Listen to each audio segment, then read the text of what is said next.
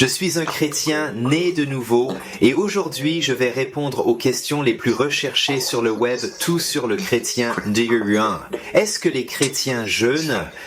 Eh bien, la réponse est absolument oui, nous jeûnons. Peut-être qu'en tant que chrétien écoutant en ce moment et pensant « oui, mais je n'ai pas jeûné depuis longtemps », alors je vous suis venu. Si vous êtes chrétien, dites-moi, quand avez-vous passé du temps pour la dernière fois à prier et jeûner ?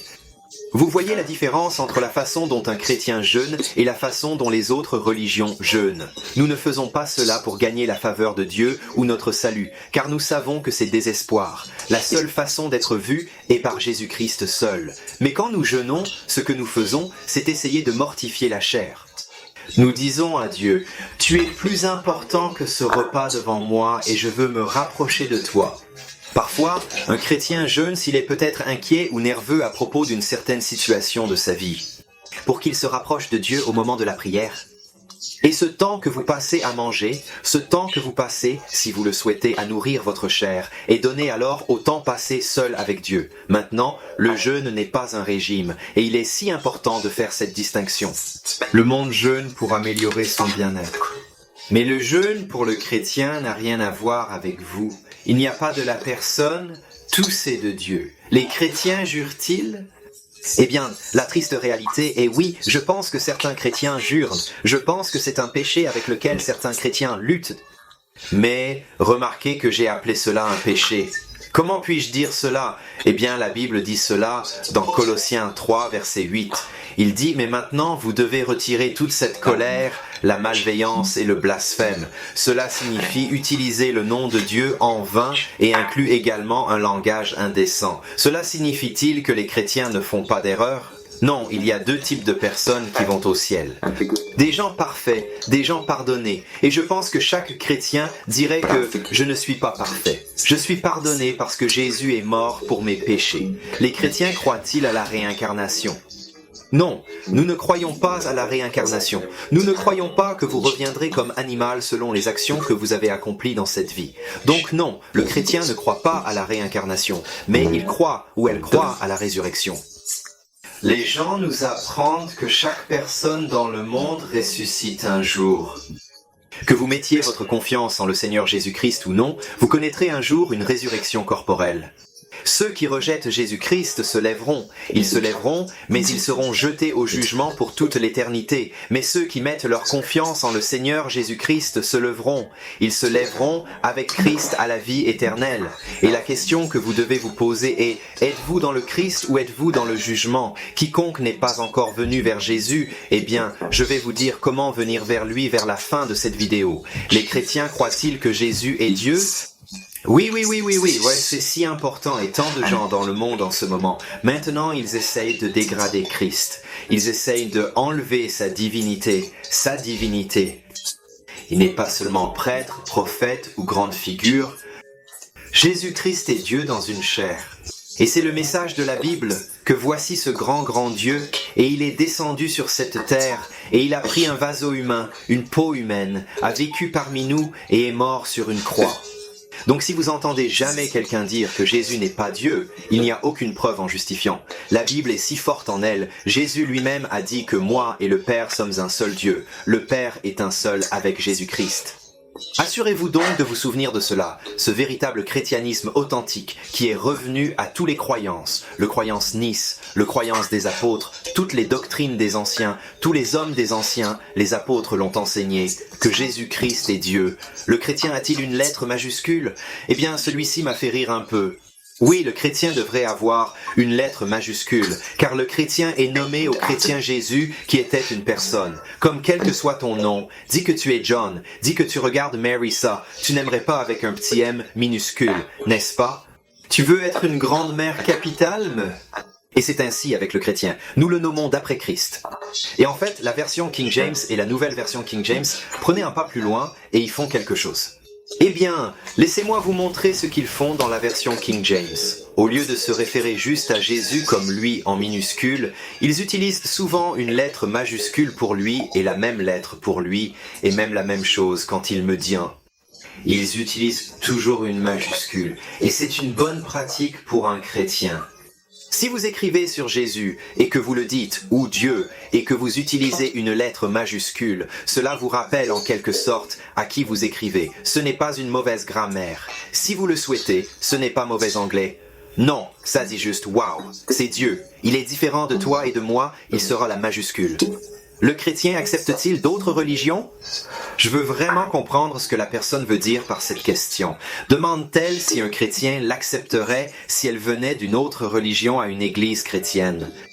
Un vrai chrétien vous accueillerait chaleureusement dans une communion. Que vous soyez musulman, sikh, hindou, les vrais chrétiens vous accueilleraient les bras ouverts et diraient « C'est génial que vous soyez ici aujourd'hui ». Laissons-nous vous parler de Jésus. Mais cela signifie-t-il que toutes les routes mènent à Rome? Cela signifie-t-il que chacun peut atteindre le ciel en suivant sa propre religion et sa propre foi? Eh bien, la Bible est si claire. Jésus a dit ça. Je suis la voie, la vérité et la vie. Personne ne peut venir vers le Père sauf par moi et par mes amis. La réalité dure est ceci. Il n'y a aucun nom qui peut être donné aux hommes ou aux femmes par lequel nous pourrions jamais être sauvés sauf le nom de Jésus-Christ. Il n'y a aucun autre sacrifice acceptable à part le sacrifice de sang où Jésus est mort sur la croix pour vos péchés et mes péchés. C'est le seul moyen d'arriver au paradis? C'est par lui seul. Qu'il les chrétiens croient bien en Palmer, encore une fois, cela dépend de ce que vous voulez dire par ça. La Bible vous apprend en fait à récolter ce que vous semez. Donc cette idée, ce qui se passe autour vient, c'est un peu vrai. Vous savez, si un homme sème à la chair, la Bible dit qu'il récoltera de la chair. Si vous semez beaucoup de choses péchantes, eh bien, elles reviendront à vous. La Bible dit que la voie du pécheur est difficile. Si vous commettez beaucoup de péchés, vous réaliserez que le chemin devient compliqué. Vous récolterez ce que vous semez. Mais en même temps, ça ne fonctionne pas toujours comme ça. Dans le psaume 73, on lit d'un homme appelé Asaph, qui regarde le monde, et il se sent si découragé parce qu'il pose cette question. Pourquoi est-ce le méchant? Pourquoi le méchant semble prospérer et faire vraiment, vraiment bien, sans ennui et parfaite santé, mais pourtant le juste, le bonhomme souffre et a beaucoup de problèmes? Cette question est omniprésente dans la Bible. Pourquoi le mal semble se faire sortir des choses? C'est un jeu d'équilibre. Pour répondre à la question, non, nous ne croyons pas au karma, mais nous avons une idée similaire selon laquelle vous récolterez ce que vous semez. Mais est-ce que la foi chrétienne est en déclin? Eh bien, mes amis athées diraient oui, c'est le cas. Les églises sont vides. Les gens arrêtent de lire la Bible. Beaucoup des enfants de nos écoles se qualifieraient d'athées en ce moment. Donc le christianisme doit en déclin. Et vous ne pouviez pas regarder l'Ouest et dire « Ouais, c'est un cas assez désolé ». Mais la vérité est ceci. Si vous parcourez le monde, vous allez en Chine, ils croient qu'il y a maintenant 40 millions de chrétiens en Chine. Et c'est le nombre conservateur. Certains disent même qu'il y a 100 millions de chrétiens en Chine en ce moment. Il y a un renouveau qui se produit où l'Esprit de Dieu a saisi le peuple chinois et dit que Jésus-Christ est Seigneur. Et certains d'entre eux sont vraiment persécutés pour cela en ce moment. Alors que nous parlons en Iran, il y a des centaines de milliers de personnes qui revendiquent le nom de Christ. Mais juste avant que vous soyez athées, une sorte de rire. Oh ouais, nous en avons si bien en Angleterre, en Amérique. Je défierais juste tout athée qui écoute en ce moment. Je trouve ça fascinant. Vous pensez aux plus grandes chaînes athées sur YouTube en ce moment. Donc vous avez un sceptique cosmique, vous avez un sceptique génétiquement modifié. Qui avons-nous d'autres? Jacqueline Glenn. Ok, ces gars ont 400 000, peut-être 800 000 abonnés au plus. Et pourtant vous pensez à certaines des chaînes chrétiennes comme le Projet Biblique ou le Lion de Juda, et ils ont environ 2000 000 abonnés. Donc cela vous donne une idée de la proportion d'athées dans le monde par rapport à la proportion de chrétiens dans le monde en ce moment. Alors ne perds pas espoir, Dieu bouge toujours et Dieu est toujours prêt à sauver. Mais vous et moi, en tant que chrétiens, devons commencer à prier davantage pour qu'il secoue les cieux et amène beaucoup d'âmes dans le royaume. Les chrétiens sont-ils autorisés à sortir? Oui, je pense que les chrétiens sont autorisés à sortir. Voici 2 mots d'avertissement. Assurez-vous que votre partenaire est aussi croyant. Comme enseigné par la Bible, nous ne devrions pas être déséquilibrés. Un incroyant pourrait souvent vous tirer vers le bas. Voilà pour le monde des rencontres. La deuxième mise en garde est que vous devez sortir uniquement avec quelqu'un que vous croyez être votre futur conjoint. Ce n'est pas idéal de suivre les traditions mondaines, de fréquenter différentes personnes. Il est préférable de protéger nos cœurs et de rester purs. Nous ne croyons pas au sexe en dehors du mariage. Nous croyons que nous voulons nous sauver pour notre futur mari ou notre future femme. Le chrétien a-t-il provenu de l'Éthiopie? Non, le chrétien est originaire du ciel. La Bible dit, avant la fondation du monde, un agneau a été tué, et avant que vous et moi soyez créés, avant que les pays soient créés. Dieu avait dans son cœur un plan de salut pour l'humanité, que Jésus-Christ mourra dans une croix pour les pécheurs et qu'il rachètera un peuple pour lui-même. Jésus a-t-il écrit la Bible?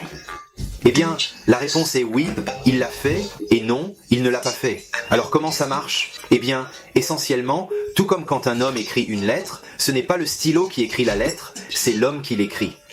Mais la Bible a été écrite par de nombreux auteurs différents qui étaient essentiellement comme les stylos.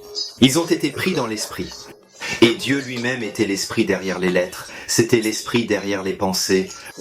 Et ces hommes étaient simplement obéissants et écrivaient ce que Dieu leur a dit de écrire dans l'esprit. Et c'est pourquoi la Bible a cette merveilleuse continuité qui la traverse, parce que c'était des hommes différents, écrivant à différents moments, à différentes périodes de vie, différents antécédents, mais ils avaient tous ce même esprit, l'esprit de Dieu qui pointait vers le Seigneur Jésus-Christ, le Messie.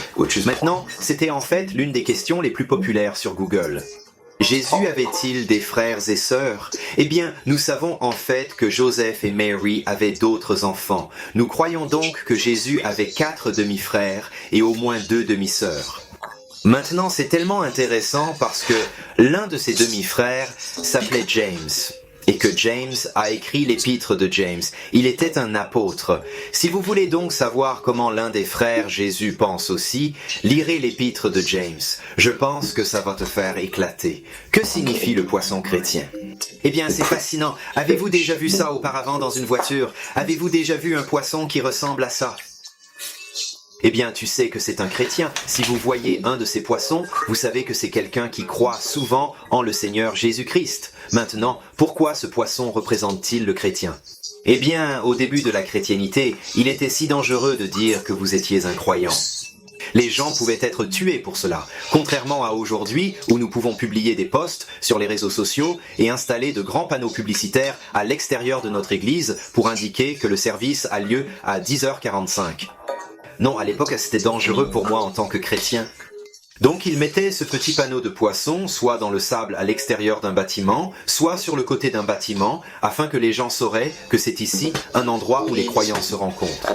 Ensuite, d'autres personnes à part le chrétien ne pouvaient pas l'identifier, pour que les chrétiens puissent se rassembler en toute sécurité et adorer leur Seigneur et Sauveur. Donc voici la réponse que vous attendiez tous. Une des choses les plus courantes à rechercher sur Google est celle-ci. Comment devenez-vous chrétien? Eh bien, puis-je commencer par dire ça? Je crois que nous, en tant que chrétiens, avons trop compliqué cela. Nous l'avons restreint. Nous avons mis différentes choses dans le salut de Dieu quand Dieu l'a rendu si facile à comprendre. Et je pense que c'est vrai quand les gens disent que le salut est vraiment aussi facile qu'un an avant notre ère. Alors qu'est-ce que le A signifie? Eh bien, la première chose que vous devez faire, c'est accepter. Vous devez accepter que vous êtes un pécheur. Peut-être devant moi en ce moment est un menteur. Peut-être devant moi en ce moment quelqu'un a utilisé le nom de Dieu comme mot jurant. Peut-être devant moi en ce moment c'est une personne qui a eu des relations sexuelles hors mariage, qui est agressive, qui a fait beaucoup de mauvaises choses. Eh bien, permettez-moi de vous dire, je suis toutes les choses que je viens de nommer. Je suis un pécheur, et vous devez accepter que vous êtes un pécheur et qu'il n'y a pas de bonne œuvre. Il n'y a aucune justice que vous puissiez jamais faire pour gagner votre chemin au ciel.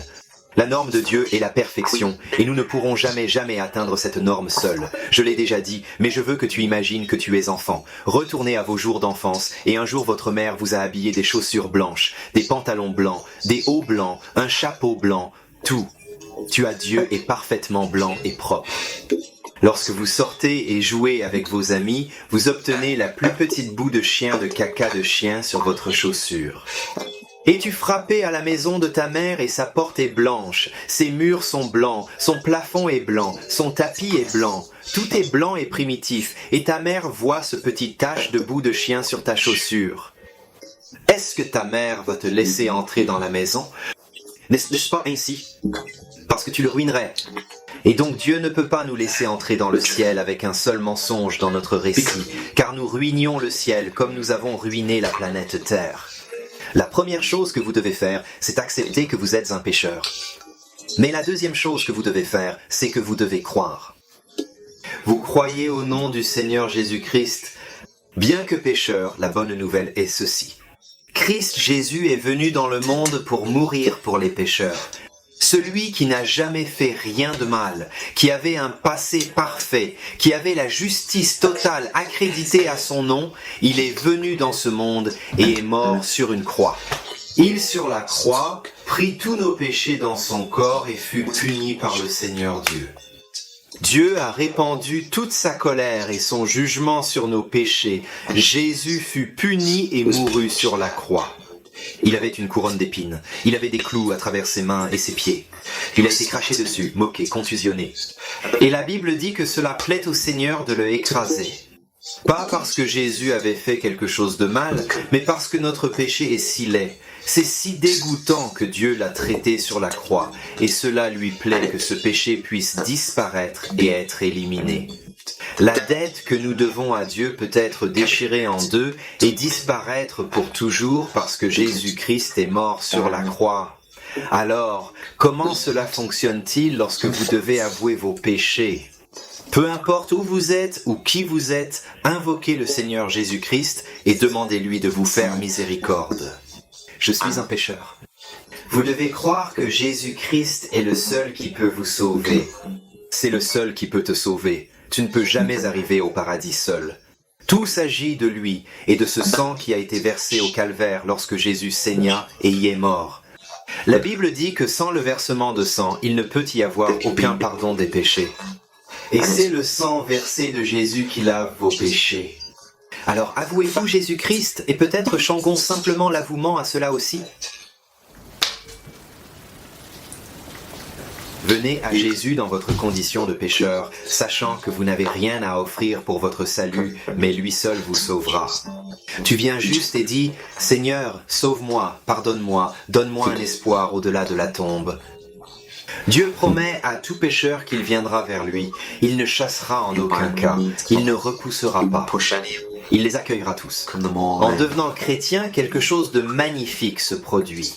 La Bible indique que l'Esprit de Dieu entre en nous à notre conversion, rendant soudainement haïssables toutes ces mauvaises choses que nous aimions auparavant. Même lorsque nous péchons, nous ressentons désormais de la culpabilité et de la honte, avec un nouveau désir dans notre cœur de plaire à Dieu jour après jour. Permettez-moi de vous poser cette question. Êtes-vous pardonné? Avez-vous demandé à Jésus d'être votre sauveur? Si la réponse est non, je vous supplie aujourd'hui, venez à Jésus-Christ et sachez que votre pont est parti, enterré au fond de l'océan, et vous pouvez avoir vos péchés pardonnés et avoir la paix avec Dieu. Ok, étant vraiment coquin maintenant, mais la dernière question qui n'a jamais été recherchée sur Google par personne est ceci. Avez-vous toujours suivi les ministères d'outre-mer? Et si la réponse est non, veuillez vous abonner au ministère hors du côté. Nous aimerions votre amitié ici, au bord du trottoir. Et si vous voulez regarder une autre vidéo semblable à celle-ci, où j'ai envoyé un message à 100 célébrités sur le Seigneur Jésus-Christ, veuillez cliquer ici.